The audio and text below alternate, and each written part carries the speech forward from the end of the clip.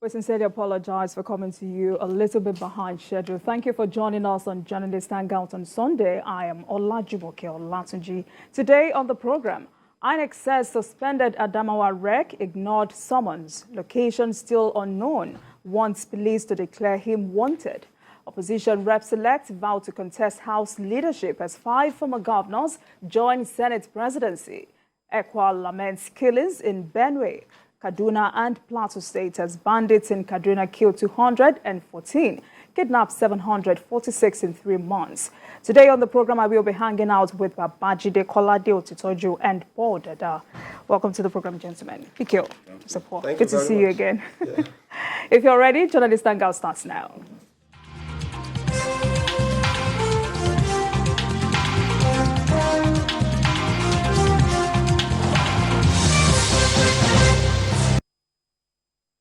Thank you for joining us.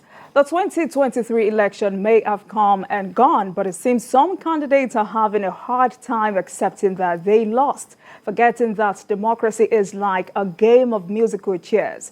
Sometimes you win, sometimes you lose, but in the end, you have to accept the results and gracefully step aside.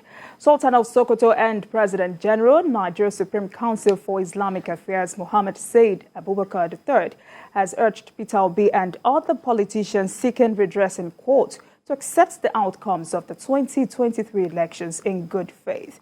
Recall that Peter Obi had challenged INEC's declaration of Bola Tinubu of All Progressives Congress APC as the winner of the 2023 presidential election. Gentlemen, I'm happy this admonition is coming at this time because just a few days ago we saw one of the presidential candidates on one hand asking that his followers be calm and steadfast in this journey, but on the other hand saying that if his opponents come on the land, on the sea, and whatever, that he will give it back to them same way. Bikio.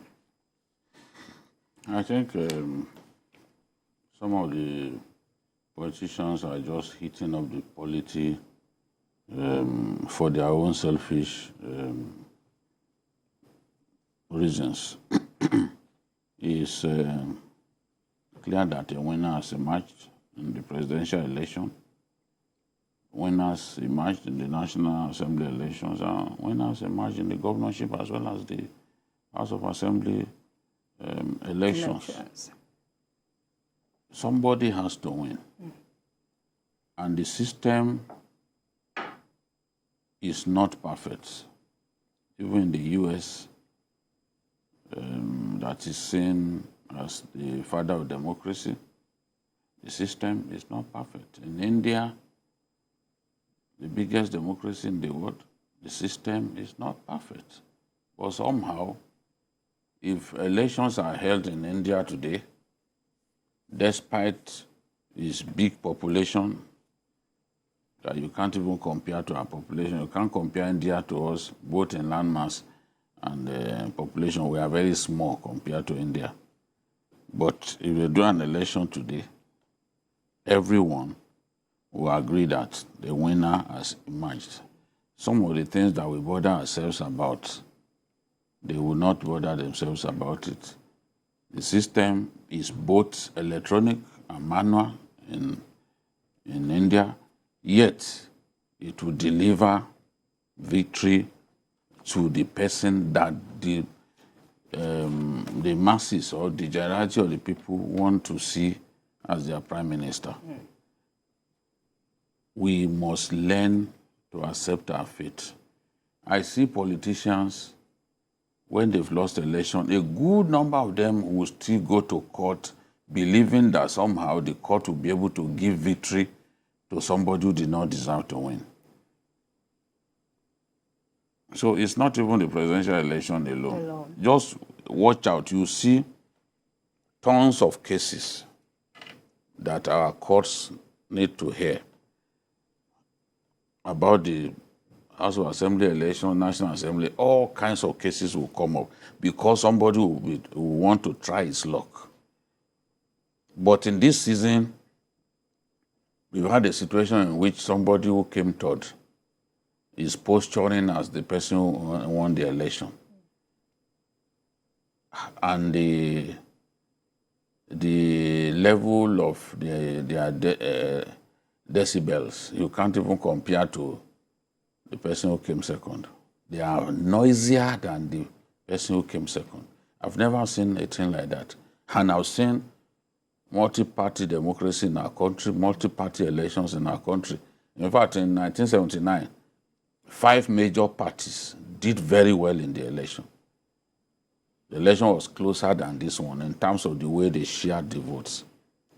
But we didn't see anything like this. Maybe because at that time there was no social media.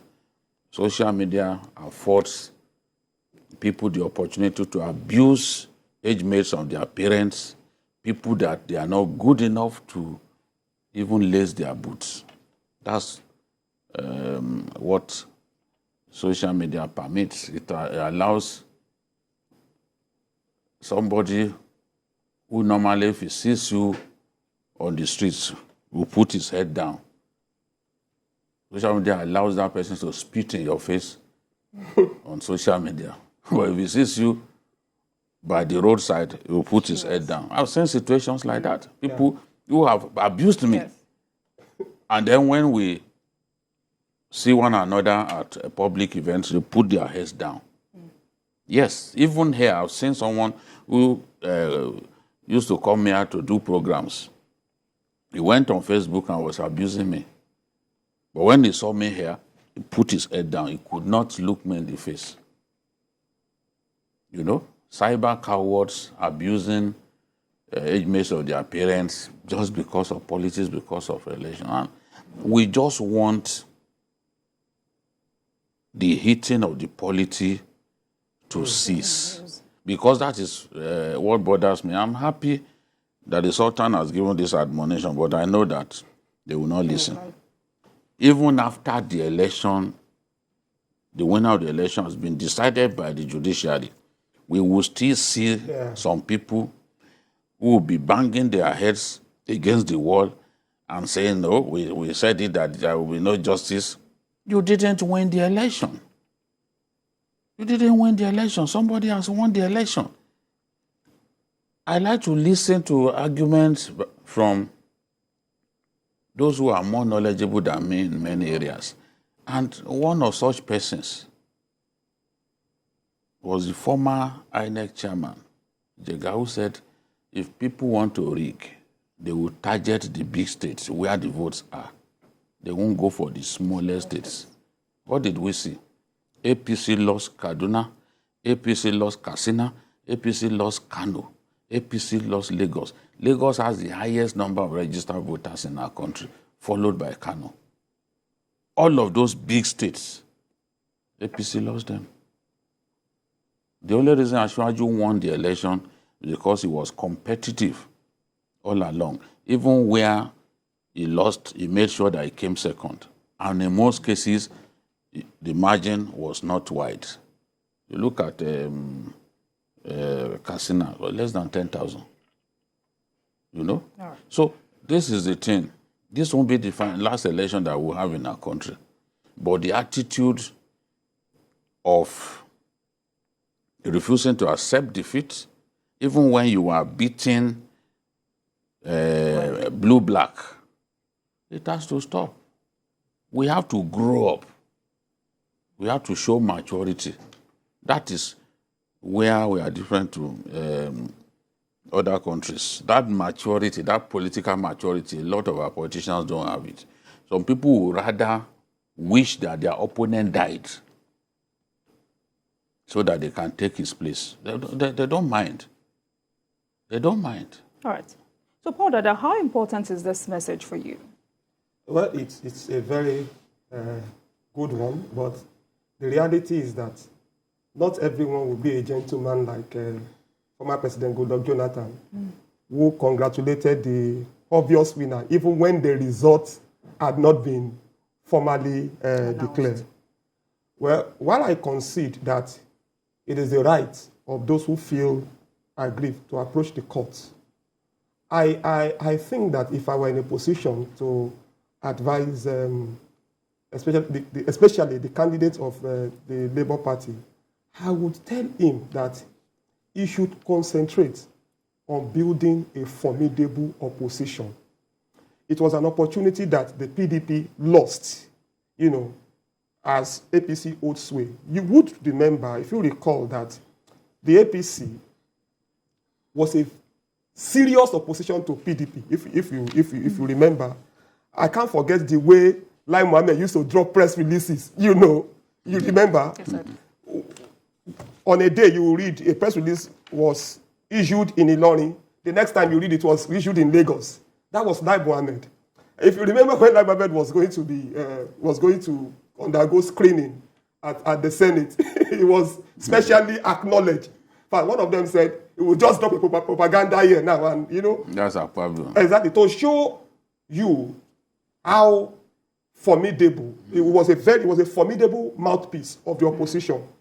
PDP's house was mostly in disarray. Now, Labour Party, a party that it's been existing, but the obedient movement got organized like 1 year ago and was able to make this feat. Imagine what it could pull if it does its work very well from now in the next 4 years. But you don't just, you go to the court and probably you even lose, and then you go sit down, and then maybe when is the next election? 2026, you wake up, and then you just think that you can displace the ruling party. It doesn't work that way. Well, it's not going to eat this advice, definitely. It will. I am sure that even if in his mind, it feels like, dropping it, even the fear of his supporters will not let him. And one more thing I want to say here is that, I'm so much uncomfortable with people who think that the judiciary must think like them. Like BKO said, by the time, of course, the tribunal, the Presidential Election Tribunal will make a ruling. If it doesn't favor any of the parties, they will definitely approach the Supreme Court. Now, to many of these obedience, if the Supreme Court decides that their idol or their hero has no case, you will see many of them abusing the Supreme Court, that they've compromised. Justice must be the way they define it. This tunnel reasoning. That if someone reasons outside their thinking, outside the cage that they have, the narrow cage they have constructed, the person is not right. The person doesn't love Nigeria. As far as they are concerned, if you are not supporting Obi, if you don't believe in Obi, even if you stay neutral. For example, some of us have not... No, some people have been abused for staying neutral. Yes, even me. On Facebook, you will never hear me say, I'm supporting this person, supporting that person. But sometimes I just do the analysis the way I see it. Now, what I expect you to do is come disagree with me on why you think I am wrong. But the next thing, you are an enemy of Nigeria. You are a Baptist. You are a closet, all sort of... You see, you can't build Nigeria. For how long are we going to continue like that? And then you have, whether you like it or not, a president-elect has been declared by a body that is legally empowered to do that. There's no other body in this country that can do that. And some people will say, no, it's president-elect. I'm sure you've heard that. It's not president-elect.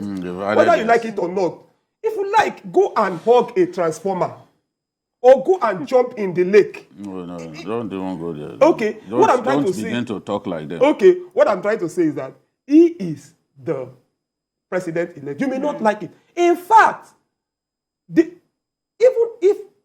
we know that even if the Supreme Court does not agree with, does not meet your expectation, maybe you still disagree with the ruling or a judgment of the Supreme Court, they say leave it in the court of God. Abi? Now, if in your heart you are convinced that the Supreme Court is wrong, you cannot begin to make trouble, you cannot begin to come up with funny rhetorics. So... Okay, let me have your final take on this quickly before we move on to other issues. No, as I said, I think at this time I can understand why the Sultan spoke in that manner. He's a father figure. He knows that, look, somebody must win an election. But after an election, we must remain as one people. We must remain as one country. And that is what he's preaching. We need to come together as one people and make peace. At the end of the day, we are all Nigerians. So that is the point that he's making. Let's embrace peace, and what better time than to preach peace than on the occasion of the termination of the Muslim holy month, because that's all. The holy month preaches not just abstinence from sin, but love for one another. So the Sultan was right on the money by urging aggrieved persons to sheathe their sword. An opportunity will come again. You know, you saw the man in Kano, Kwankwaso. He was patient. He didn't bring the roof down. He didn't abuse anybody. He lost. You know, today is more popular than he was in 2019. Absolutely. Far more popular. His party alone took 18 House of Rep seats from Kano. That's unprecedented.